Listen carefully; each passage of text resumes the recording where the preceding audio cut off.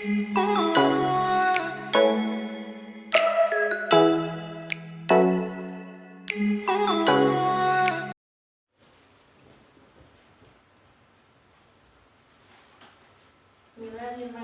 Sebelumnya, Assalamualaikum warahmatullahi wabarakatuh. Waalaikumsalam warahmatullahi wabarakatuh.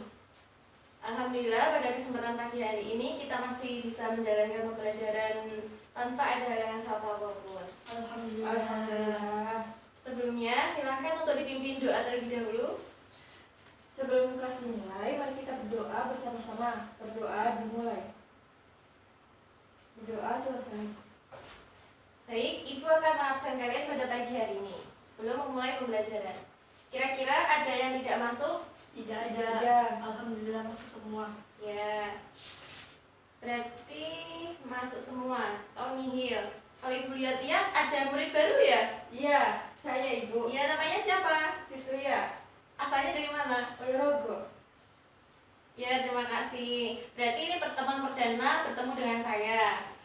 Sebelumnya, anak-anak sudah semangat atau belum? Belum. Ya. Untuk itu, kita ada menyanyi dulu biar kalian menjadi semangat. Baik. Untuk dua lirik yang pertama bisa dipimpin dari kalian, dan nanti untuk lirik yang terakhir biarkan saya. Oh, baik Ibu. Sudah mengerti? Ya, enggak pakai tepuk, enggak apa-apa ya. Iya. Silakan. Good morning everybody, how are you? Just friend. Good morning everybody, how are you? Just friend. Good morning teacher, good morning my friends, good morning everybody, how are you? Just friend. Yeay. Terima kasih anak-anak, rupanya kalian sudah semangat untuk mengikuti pembelajaran pada pagi hari ini. Alhamdulillah.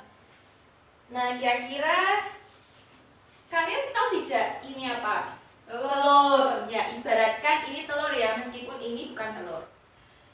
Nah, telur ini sendiri dapat menjadi sebuah telur karena sebelumnya terjadi proses apa? Pembuahan. Ya, proses pembuahan atau fertilisasi yang pada pagi hari ini akan kita pelajari terkait menstruasi dan fertilisasi. Yang mana menstruasi itu sendiri menyangkut hormon-hormonnya, dan fertilisasi ini berkaitan dengan organ dan juga hormon yang berperan. Jadi saling berkaitan, makanya kita jadikan menjadi satu KD atau satu kali pertemuan. Nah, kira-kira tujuan dari pembelajaran pada pagi hari ini ada yang tahu untuk apa? Tujuan pembelajaran pada pagi hari ini adalah peserta didik dapat menjabarkan hormon-hormon apa saja yang terdapat pada organ reproduksi baik pria maupun wanita, dan juga dapat menganalisis dan menjelaskan proses terjadinya menstruasi dan juga fertilisasi, dan juga dapat menganalisis kaitannya antara kedua proses tersebut. Seperti itu. Jadi tujuan pembelajarannya itu ya. Karena kita pada pagi hari ini akan belajar ada KD titik 3.12 terkait sistem reproduksi. Karena minggu kemarin kita sudah belajar terkait organnya. Nah, sekarang pada pagi hari ini kita akan belajar terkait hormon dan juga proses fertilisasinya. Sudah siap anak-anak? Sudah siap. Nah, sebelumnya Ibu akan bagikan dua kartu. Di sini ada dua kartu senyum dan ketawa. Silahkan kalian memilih masing-masing untuk mencari terkait informasi dari kedua kartu ini. Siapa yang menginginkan ketawa? Baik, Nita. Berarti yang sedih tinggal Fitria. Iya. Baik, Ibu akan menjelaskan terkait mekanisme yang harus kalian kerjakan. Jadi, kalian kan sudah menerima kartu sedih dan senang. Kartu sedih tersebut merupakan berisi terkait proses menstruasi. Betul? Dan kartu sedih terkait proses fertilisasi. Namun sebelumnya jelaskan terkait hormon-hormon apa saja yang berperan pada proses fertilisasi maupun menstruasi. Namun kalian juga perlu mengetahui terkait hormon pada pria dan juga wanita. Seperti itu, Ibu kasih waktu 5 menit untuk mengerjakan tugas pribadinya. Silakan.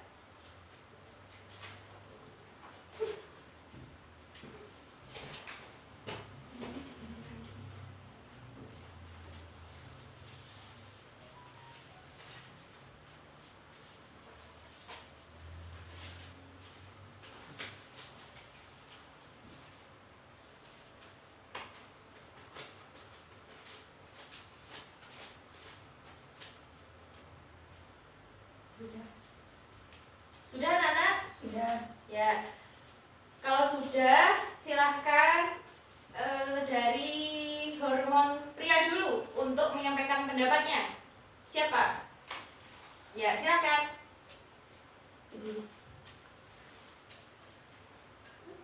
Hormon luteinizing hormon. Hormon ini diproduksi oleh kelenjar pituitari dan kerjanya saling melengkapi dengan hormon FSH. LH berfungsi untuk merangsang testosteron, yaitu mempengaruhi produksi sel sperma. Hormon testosteron fungsinya untuk mengendalikan gairah seksual, produksi sperma, kepadatan tulang, dan massa otot. Hormon ini juga mempengaruhi perubahan fisik dan emosional pria. Hormon testosteron pada pria lebih besar daripada wanita. Namun fungsi hormon testosteron pada wanita meringankan nyeri, menjaga kemampuan berpikir, mengontrol suasana hati, dan gairah seksual. Ya, terima kasih. Hormon pada pria sudah dijelaskan dan selanjutnya hormon pada wanita. Silakan, bisa dijelaskan. Baik, hormon pada wanita itu bisa disebut dengan FSH atau folate stimulating hormone. Hormon ini juga itu diproduksi oleh kelenjar pituitari, yaitu kelenjar otak yang berukuran sebesar kaca polong. Nah, hormon ini memiliki peranan penting juga terhadap perkembangan seksual seseorang. Kemudian hormon ini juga berfungsi dalam proses pembentukan ovum serta turut berperan dalam pengendalian siklus menstruasi juga. Terus hormon ini juga mengaruhi kerja ovarium, pelepasan sel telur, siklus menstruasi, dan juga kesuburan. Kemudian ada hormon estrogen dalam hormon pada wanita. Nah, hormon estrogen ini itu memiliki kadar hormon estrogen wanita lebih besar daripada pria, dan hormon ini berperan penting saat masa pubertas.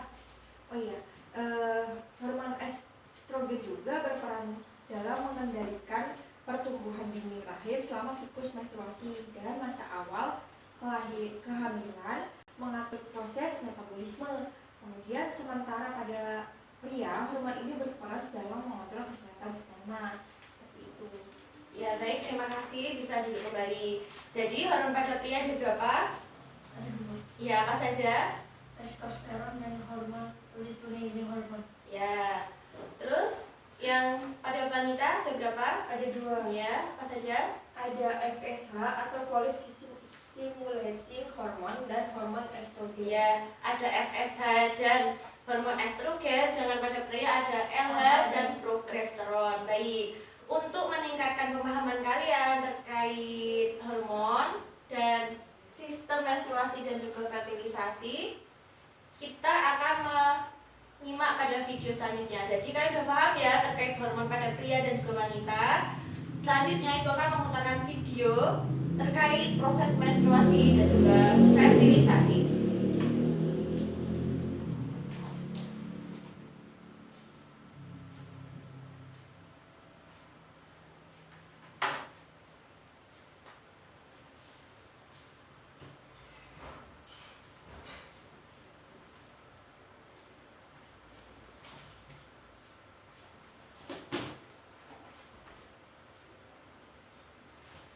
Silakan disimak baik-baik videonya.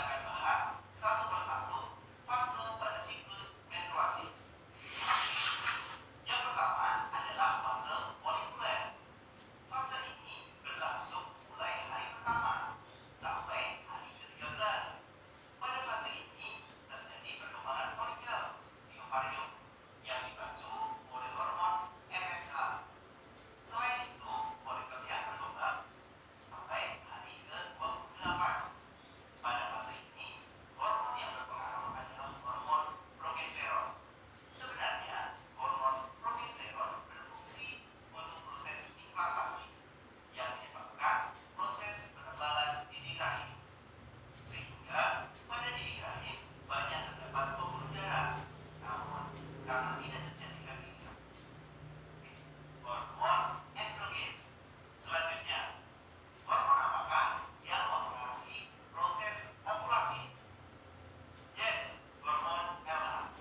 Dan yang terakhir, hormon apakah yang mempengaruhi penebalan dinding rahim?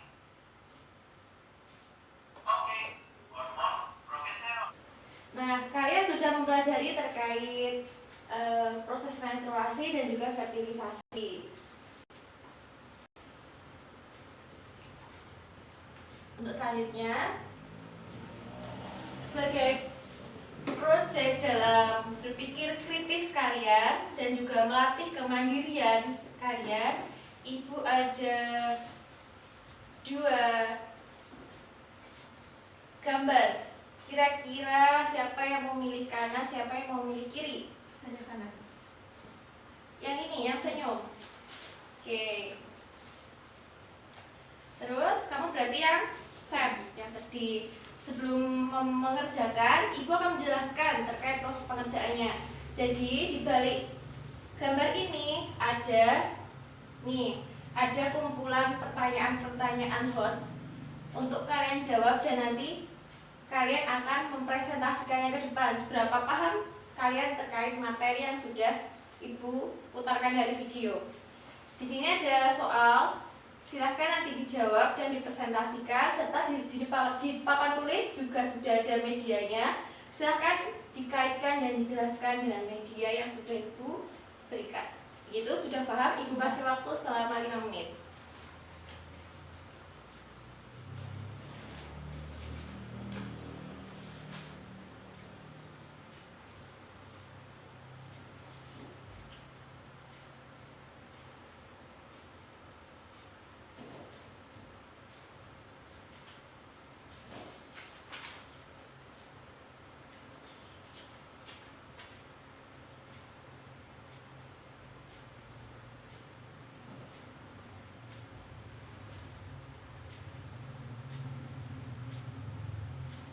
Sudah, Nana?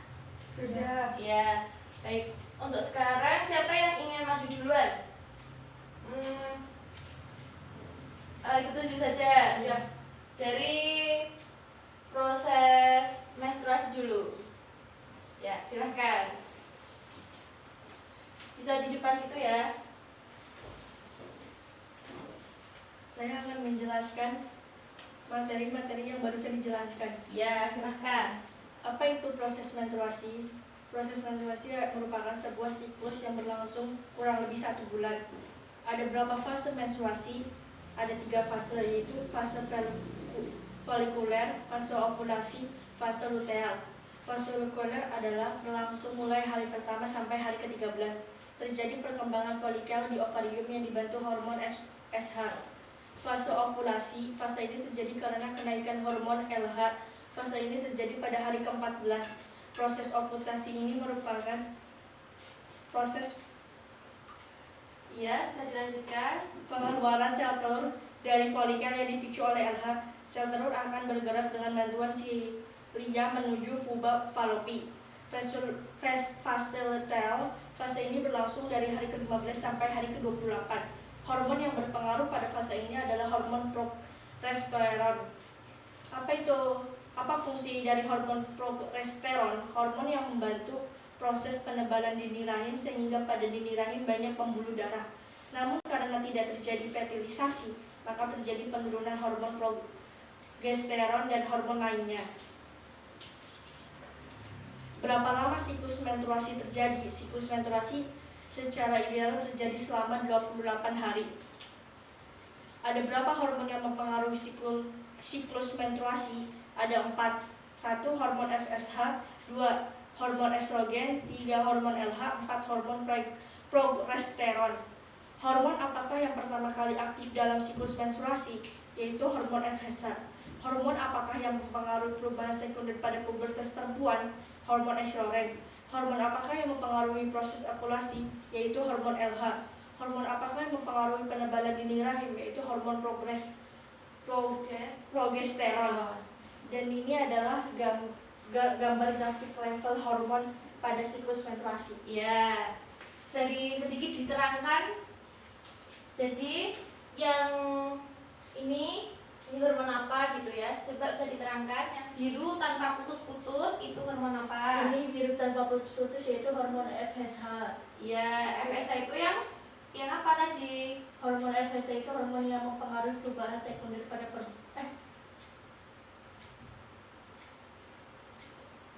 hormon yang pertama kali aktif dalam siklus menstruasi. Ya, berarti yang pertama kali aktif ya. Terus selanjutnya Yang merah ya yang merah. tanpa putus-putus itu hormon LH. Hormon LH itu hormon yang mempengaruhi proses ovulasi. Ya, berarti ovulasi itu proses peluruhan telur yang tidak dibuahi sehingga dia luruh beserta darah dan juga cairan yang terdapat pada Itu. jaringan epitel. Baik, terima kasih untuk Nita atas presentasinya, sangat bagus sekali. Berikan aplaus. Nah, baik, selanjutnya Ibu akan sedikit memberikan ringkasan bahwa proses menstruasi itu sendiri dipengaruhi oleh beberapa hormon antara lain LH, FSH, progesteron dan juga estrogen yang memiliki peran dan fungsinya masing-masing. Jadi apabila kita pertama kali itu nyeri haid, itu berarti ada satu fase lagi tambahan. Nanti kita menyebutkannya baru 3 ya. Jadi ada fase tambahan yang pertama itu ada fase perdarahan. Nah, jadi ketika menstruasi pertama itu kan terjadi adanya rasa sakit ya. Itu diakibatkan karena adanya kontraksi pada dinding rahim yang mengakibatkan sel telur itu yang tidak dibuahi luruh beserta darah dan juga cairan pada epitel. Terus selanjutnya masuk kepada proses fertilisasi. Silahkan kepada Fitria untuk menjelaskannya depan. Selanjutnya saya akan menjelaskan tentang fertilisasi. Nah, fertilisasi sendiri itu bisa disebut dengan pembuahan. Nah, pertama-tama aku jelasin dulu nih soal proses fertilisasi. Nah, proses fertilisasi itu proses pertemuan antara perleburan antara sel telur juga sel sperma. Namun apabila hal itu tidak terjadi pembuahan, maka sel telur akan luruh beserta darah haid. Nah, fase ini juga disebut dengan fase menstruasi seperti yang tadi dijelaskan. Nah, kemudian itu tadi kan prosesnya itu pertemuan. Nah, gimana sih tempat terjadinya fertilisasi? Nah, tempat terjadi fertilisasi itu ada di tuba falopi. Kemudian, nah, pada fase kehamilan itu terjadi kurang lebih 9 bulan 10 hari. Dan hal itu dibagi menjadi trimester. Trimester 1 terdiri dari 1 bulan pertama, bulan kedua, dan juga bulan ketiga.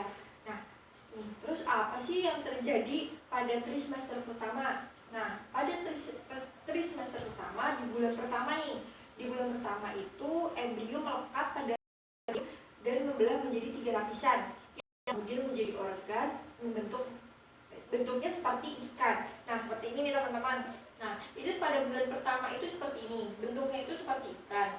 Nah, kemudian pada bulan kedua itu bentuk embrio itu sudah semakin terlihat, sudah terdapat calon tangan dan juga calon kaki.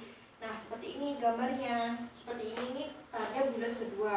Kemudian, nah, pada bulan kedua juga sudah mulai membentuk jantung dan juga pembuluh darah. Nah, terbentuk jantung dan juga pembuluh darah itu terjadi di bulan kedua ya teman-teman. Nah, wajah juga mulai terbentuk dan juga terbentuk otak. Kemudian di bulan ketiga nih, di bulan ketiga itu telah menjadi janin, sudah terbentuk rangka dan juga tulang-tulang rawan, dan juga ada calon gigi di bawah gusi, dan juga ada siku-lengan. Nah, seperti ini teman-teman. Nah, tadi kan dijelasin udah membentuk menjadi janin, sudah terbentuk menjadi rangka. Nah, sudah terlihat seperti hampir jelas gitu ya teman-teman. Ya, betul sekali. Nah, kemudian terus gimana sih, apa sih perbedaannya pada trimester kedua dan juga trimester ketiga? Nah, pada trimester maksudnya perbedaan antara trimester ke-1 dan juga kedua. Ya. Nah, trimester ke-1 itu itu adalah periodenya terbentuknya hampir semua organ tubuh. Nah, terus habis itu kondisi janinnya sangat rentan. Nah, ini kan tadi trimester 1 itu tadi yang aku jelasin soal bulan ke-1, ke-2, dan ke-3. Itu sudah ada terbentuk hampir semuanya dan organnya juga sudah kelihatan, kondisi janinnya juga, tapi kondisi janin itu masih rentan di trimester pertama. Nah, kemudian di trimester kedua nih, perkembangan utama janin yaitu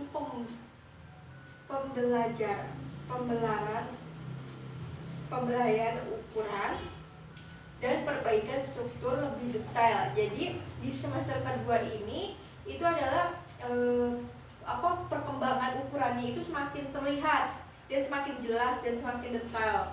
Nah, di semester kedua ini tidak ada perkembangan. Kemudian itu tadi kan trimester 1 dan trimester kedua ya. Iya. Nah, kemudian ini trimester ketiga nih. Nah, pada trimester ketiga itu pertumbuhan janin itu udah sangat kuat sehingga siap untuk dilahirkan. Nah, tadi aku jelasin dulu. Nah, itu kan tadi pada trimester 1 itu ada di bulan 1, 2, dan 3. Kemudian trimester 2 itu ada di bulan ke-4, 5, dan juga 6. Dan untuk trimester yang ketiga itu ada di bulan ke-7, 8, dan 9. Dan itu sudah siap dilahirkan. Ya, baik. Seperti itu. Terima kasih. Berikan aplaus buat Kak Fitria. Terima kasih, sangat bagus sekali atas presentasinya dan sangat baik menjelaskan terkait proses fertilisasi. Jadi pada saat proses fertilisasi itu sendiri terbagi menjadi berapa trimester? 3 ya. Trimester pertama, trimester kedua, dan juga trimester ketiga. Trimester pertama itu si embrio itu masih berupa embrio, di mana mulai pembentukan organ-organ tubuh vital seperti jantung, ginjal, hati, dan sebagainya, sehingga 3 bulan pertama itu sendiri merupakan fase yang rawan, sehingga diharapkan pada ibu hamil untuk tidak melakukan aktivitas yang berat yang dapat membahayakan si janinnya itu sendiri. Kemudian untuk trimester kedua itu sudah mulai mengalami pembentukan sempurna dari si janin. Jadi yang pertama ini masih berupa embrio karena bentuknya itu belum jelas, dan trimester kedua itu sudah dalam bentuk janin mengalami proses pembentukan sempurna, sudah terlihat tangannya, jari-jarinya, dan juga tengkuknya itu sudah mulai terbentuk, dan juga otaknya sudah ada sumsum tulang belakang dan juga otaknya. Dan untuk trimester ketiga atau 3 bulan terakhir menjelang kelahiran, kondisi si janin sudah sempurna dan siap untuk dilahirkan. Nah, seperti itu. Kurang lebih proses kehamilan itu 9 bulan 10 hari. Nah, Ibu jelaskan lagi, kenapa di sini kok ada 2 bagan? Karena menstruasi dan fertilisasi itu meskipun saling berkaitan, namun dia merupakan proses yang berbeda, di mana fertilisasi itu ketika seorang mengalami fertilisasi berarti dia tidak mengalami menstruasi kan. Ketika orang hamil berarti dia tidak mengalami menstruasi, namun ketika seorang menstruasi dia juga tidak mengalami fertilisasi. Jadi adalah 2 fase yang berbeda namun saling berkaitan. Sudah paham anak-anak sampai sini? Sudah. Baik. Presentasi kalian sangat luar biasa. Dan Ibu rasa kalian sudah memahami betul-betul materi terkait fertilisasi dan juga menstruasi.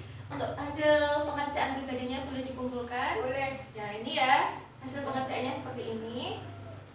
Ini dari fertilisasi dan juga ini dari menstruasi. Seperti ini.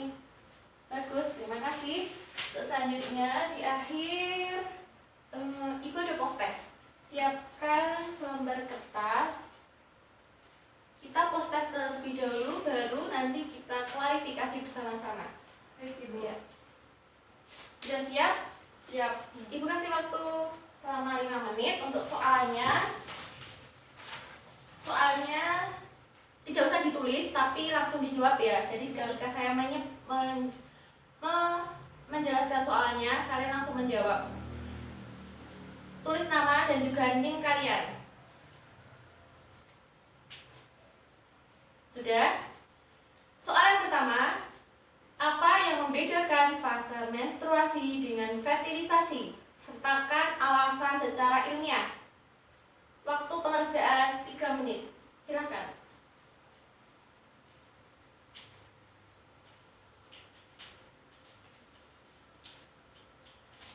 Sudah? Sudah. Untuk soal yang kedua, simak baik-baik. Ini ada soal bercabang, soal A dan juga soal B. Soal A, ada berapa siklus pada menstruasi?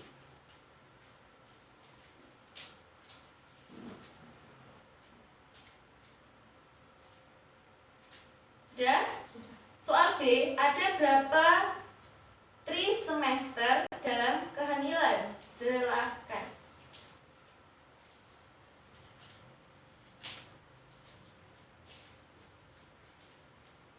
Sudah selesai? Baik, terima kasih. Untuk lembar jawabnya bisa dikumpulkan. Semoga hasilnya memuaskan, dan apabila hasil dari post test hari ini kurang baik atau kurang maksimal, nanti Ibu akan mengadakan pengayaan untuk perbaikan nilai kalian. Dan tidak usah khawatir karena nanti ada perbaikan. Baik Ibu. Ya, karena memasuki sesi terakhir, sepertinya kalian sudah mulai kecapean. Jadi Ibu ada sebuah nyanyian. Ya, walaupun ini nyanyiannya mengarah pada kalian untuk bertanya. Tolong katakan pada Bu Guru, mana materi yang belum tahu. Nanti kita akan bahas bersama.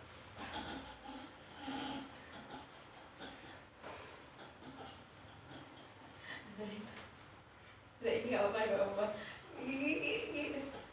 Oh ya, jadi di sesi terakhir ada sebuah nyanyian. Nanti kalau kalian bisa mempertanyakan itu ya kepada saya. Iya Ibu. Nah, nyanyiannya tuh seperti ini. Tolong katakan pada Bu Guru, mana materi yang belum tahu. Nanti kita akan bahas bersama, menarik kesimpulan bersama-sama. Ya, jadi silakan Ibu beri kesempatan untuk yang belum paham, silakan untuk bertanya sebelum proses klarifikasi.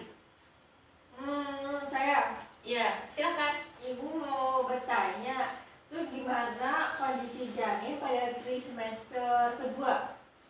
Ya, terima kasih atas pertanyaannya. Bertanya merupakan poin plus bagi siswa karena siswa dapat berpikir kritis. Selanjutnya akan saya jawab. Semester kedua itu kan ada bulan keempat, 5 dan juga 6. Ya. Nah, pada bulan keempat itu lehernya sudah mulai memanjang dan juga kepalanya itu sudah tegak. Organ-organ tubuhnya itu sudah mulai bekerja secara normal. Dan untuk bulan kelima, bayi makin besar ukurannya, tidak seperti pada saat fase 1, 2, 3, di mana pada bulan kelima itu ukuran bayi sudah semakin besar, termasuk di bagian kulitnya ini sudah terdapat jaringan untuk melindungi kulit agar cairan dari plasenta itu tidak termakan kepada si janin, karena apabila dia ikut tertelan itu dapat membahayakan si janin, dapat menyebabkan keracunan, sehingga ada fungsi dari jaringan kulit yang mencegah masuknya air plasenta ke dalam mulut. Cukup itu penjelasan dari saya terkait proses trimester 2. Nah, di akhir mari kita klarifikasi bersama-sama. Dimulai dari awal ya. Ya. Tadinya menstruasi seperti apa? Ada beberapa hormon? 3. Ya. Ada FSH, LH dan juga progesteron. Di mana hormon yang pertama kali merangsang menstruasi evaluasi itu sendiri hormon apa? FSH. Ya, FSH, follicle stimulating hormone. Stimulating itu berarti kan menstimulasi, gitu kan? Itu yang kedua tadi hormon apa? LH. Ya, LH, luteinizing hormone. Itu tadi itu apa?